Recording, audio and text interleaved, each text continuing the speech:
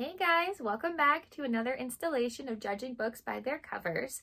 Before we get into today's video, I wanted to say if you have subscribed to my channel at any point during the history of my channel, thank you so much. I see every single number. I've recently got to like a little over 410 or something, and I am constantly in awe that there are people that actually want to watch my videos and be notified like when I upload them. So the fact that you're all here, I can't even describe how much it means to me. If you haven't subscribed, go ahead and subscribe. It really costs absolutely nothing. There's just no downsides to it. So click the subscribe button. Honestly, do it now before you forget, and you'll get notified whenever I upload new videos. Even though I have a schedule, sometimes that gets thrown off. Like this past week on Friday, didn't get to upload my videos. I've been traveling. Things just got kind of out of hand, so I didn't upload on Friday. I uploaded on Saturday. So if you subscribe, you'll get notified when I end up uploading new videos.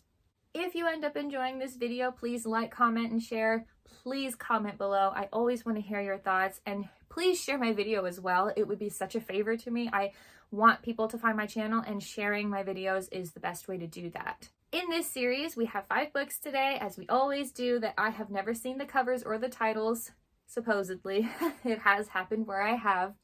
And I will be reacting to them for the very first time and then placing them into a rank blindly. So they'll go in from 1 at the very top being, I love this so much that I would just take this home without even reading the back. That's how much I love the cover.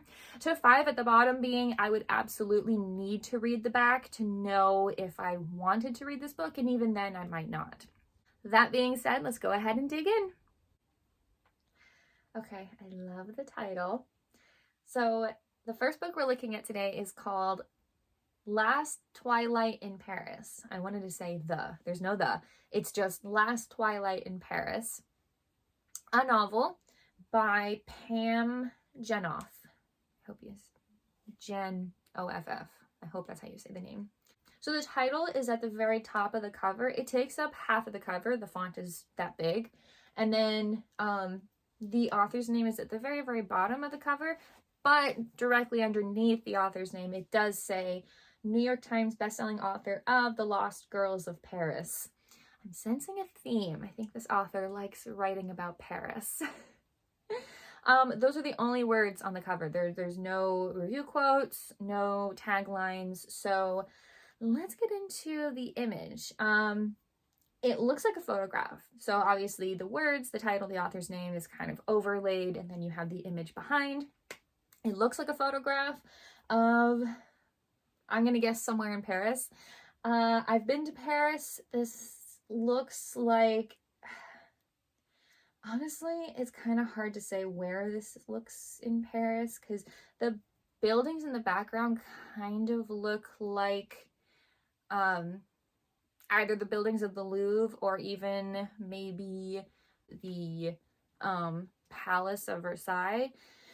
They're huge buildings that have like dozens of rooms. So you can see all the little windows, and the architecture is very sophisticated. It's not like a regular apartment building or office building. It looks a little bit more elegant. So that's why I'm like, maybe the Louvre or maybe Palace of Versailles. It's something more elegant. But really most of the picture is actually of the sky. So how do I put this? What we're looking at is if someone took a picture from where they were standing in the city of, it's almost like they were trying to take a picture of the sky and then somehow got like kind of their surroundings a little bit in the bottom of the picture, because the sky takes up like 4/5 of the whole image. And it's not like anything is really going on in the sky. I don't see anything other than clouds. It's a very cloudy sky. Like there's not a lot of sunlight. It might be daytime, but there's so many clouds that it's not very light out. But there's nothing else going on in the sky that I see a reason to have the sky be the main focus of the image. However, the title is Last Twilight in Paris, so maybe the twilight and the light kind of has something to do with that coming in from the sky, so maybe that's why. But other than the sky, so like I said, the buildings, they're at the very bottom of the page, like of the cover. You see like the ground, the concrete, you know, that you walk along, the sidewalks. There is like a lamppost with like 3 lamps on it. And then there is, I feel like this might be a landmark, and there's if you're watching this video and know what this is an image of, I probably sound like a total idiot right now, but I haven't seen everywhere in Paris, just some places. So yeah. So if you know where this is and you're like screaming at the screen, I'm sorry, I can't hear you. But the landmark, I don't know how to describe it other than a very tall pillar. It's got like a square base, and then it turns into a cylinder and goes all the way up to the top and has a pointed top, but also has like a viewing deck around the top, like square, you know, like a wraparound viewing deck at the very top of this pillar. It looks super tall. I don't think I could guess how tall it is, but it's kind of in the middle of the square with the buildings surrounding it, so it feels like it might be a place of importance, somewhere fancy, somewhere elegant. Hard to say. But that's what we're looking at. I don't really see any people walking around. Like, it looks like this is a place where you would see people walking around, tourists or even just people that live there. But I don't see any people. So I don't know if that means anything. Because last Twilight in Paris, it's like, is there a reason there's nobody out?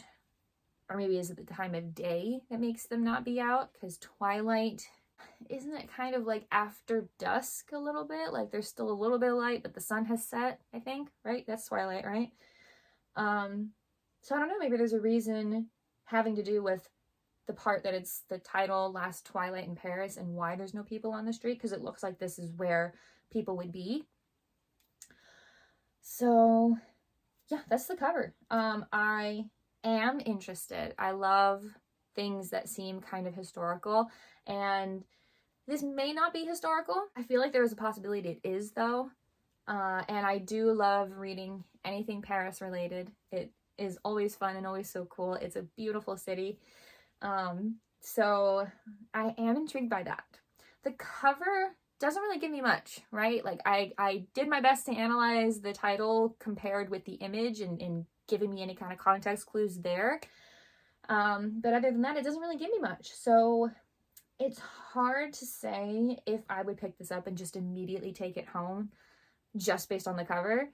I feel like I would need to read the back, even though I love reading this stuff. So it does feel like I'm maybe putting this closer to the top of the list, but I don't think I'm going to put it at number 1. I feel like I would need to read the back. So I think I'll put it at number 2.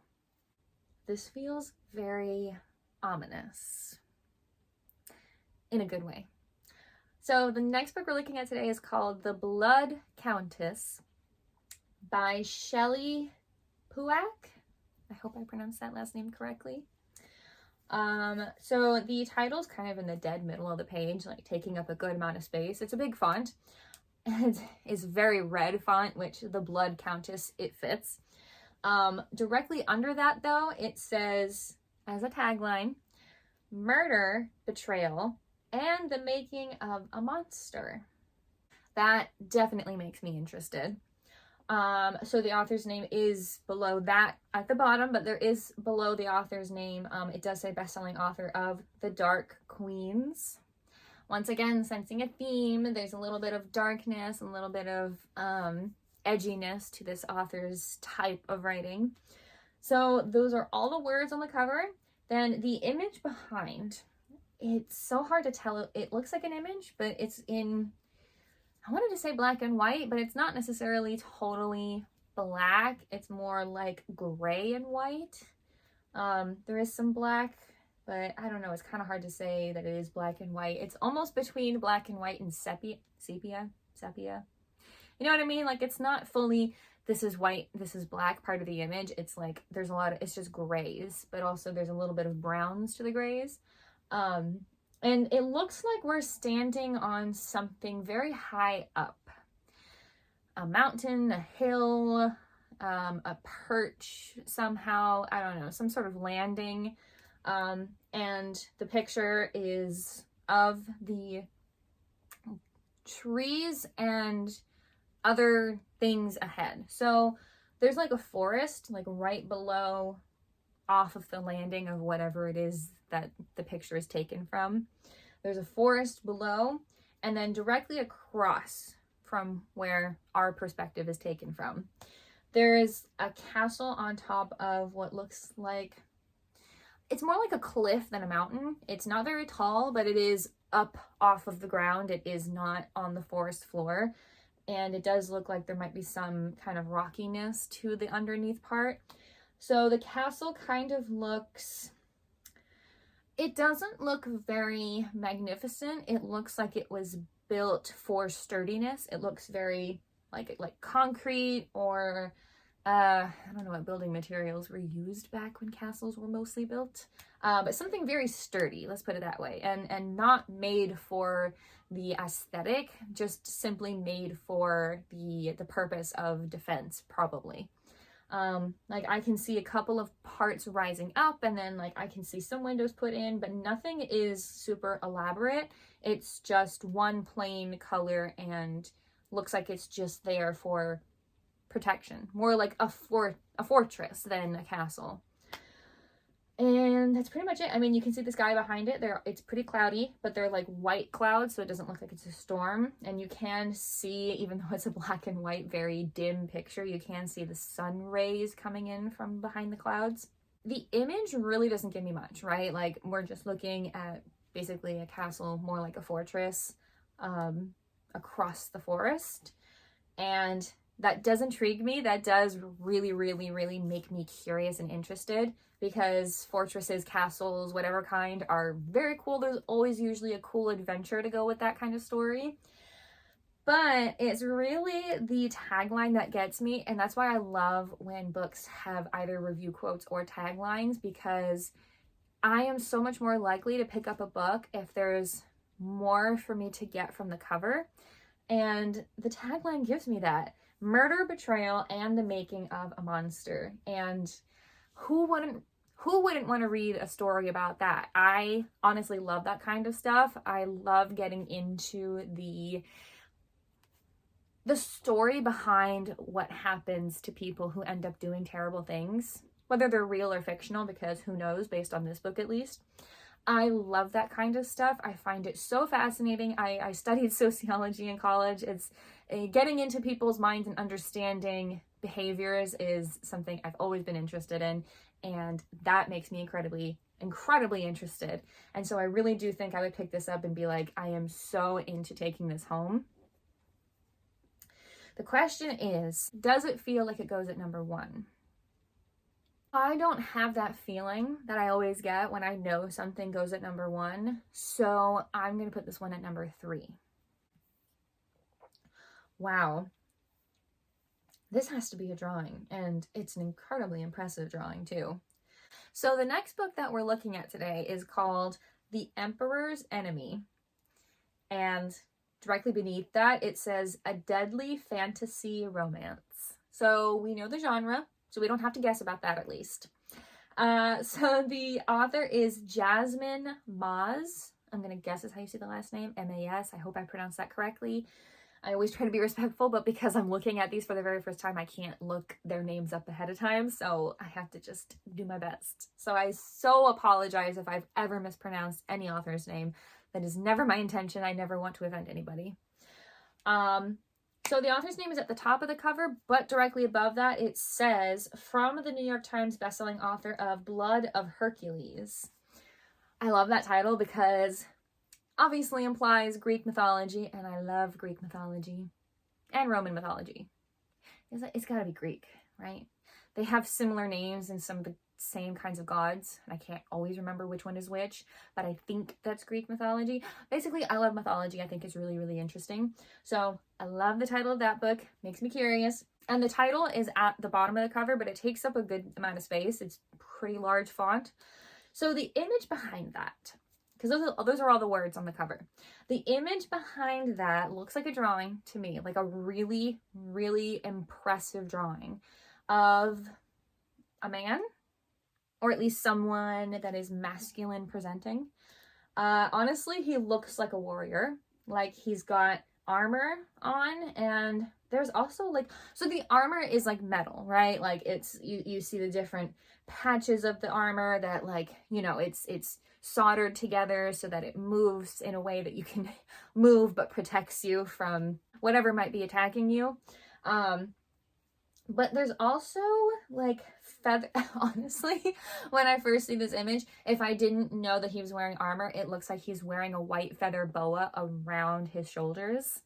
But I think that's just part of like whatever possible armor he has on, or a cloak that he might have on over it. It's kind of hard to see because we're looking at him from like the rib cage and up, and so we see him pretty up close, and so everything that's like not directly in front of us, like face, chest, like forearms, like, you know, front of the arms, like we're really not going to see a lot of details, so it's kind of hard to tell what it's on or what it's coming from, but it's white feathers basically. It makes him look more than just a warrior. It makes him look more like a regal warrior, like someone who is a prince but is also a knight, or someone who also goes to battle kind of thing. It feels more like a status symbol because he has feathers. So there's some other details here as well. His face is very, very sculpted is the word I'm looking for. Very chiseled, sharp jawline and incredibly perfect red lips. Like they're very striking. I've never seen someone so masculine presenting have such big red noticeable lips. And I don't know if that's intentional or if it's just the type of art that the artist draws. But that's just what I noticed. So the other thing is that I noticed is the guy's eyes are blue, but they're so blue that they're like, I don't even know, it's like a crystal blue. Like they're such a light blue that it almost looks like you're looking through their eyes, not at their eyes. And it's a little bit unsettling, but cool at the same time. He's got like dark blonde hair that's like cut, not super short, but also not long, kind of in the middle. And it's kind of flowing behind him like he's laying down. And it looks like he might be laying down on grass or some kind of greenery, because there's maybe grass or leaves or something all behind his head. And roses. There are some roses. I can't tell if they're growing from the ground or if they're just there, but he is holding a rose in his hands, and there are petals like going across his body from like to the rose that he is holding. And then on top of that, I actually didn't notice this because it's behind the author's name, so I didn't see it at first, and I was correct. There is a crown that is falling off of his head, so I was correct. He holds some kind of higher position, and I feel so proud of myself that I guessed that correctly. So this is a really, really interesting image. I feel like a deadly fantasy romance really gives me a good amount of the context I need for the kind of story that this is. It is very, very cool looking, and fantasy and romance, and then especially those two genres combined are definitely up my alley. So it is tempting, but I don't know what it is. I haven't really been into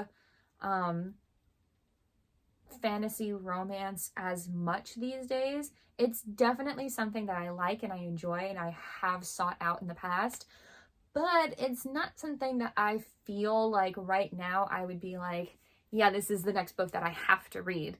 So because of that, as cool as the cover is, especially because the art is so impressive, I feel like I'm going to put this one at number 4 because it just feels like I might take it to read it once I read the back or the blurb, wherever it is.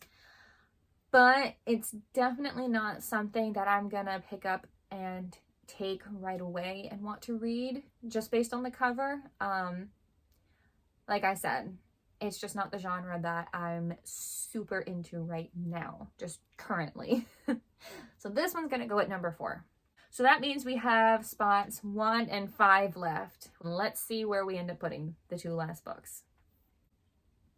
Okay, that's cute. So the next book we're looking at today is called Love in the Time of Serial Killers. The author is Alicia Thompson. It does say a novel. Love in the Time of Serial Killers, a novel. Okay, so this cover is so aesthetically pleasing because it makes me think of pop art or comic books or just that kind of art, and I've always found it so aesthetically pleasing. So it looks literally like we're looking at a comic book. Before I get into that though, there is a tagline and a review quote, and I love how I said I love when there's one or the other, and we get both on this one. So the review quote, I'll start with that one because it's on the right of the cover and it's like in the middle. It says, "The true crime is not reading this novel. That's clever." And that quote is by, Ali Hazelwood, New York Times bestselling author. We have ranked her books before. I have heard good things about her, so she says good things about this. It's all word of mouth. And then the tagline is, "Can true love survive her true crime obsession?" Okay, that pretty much gives me all the context I need.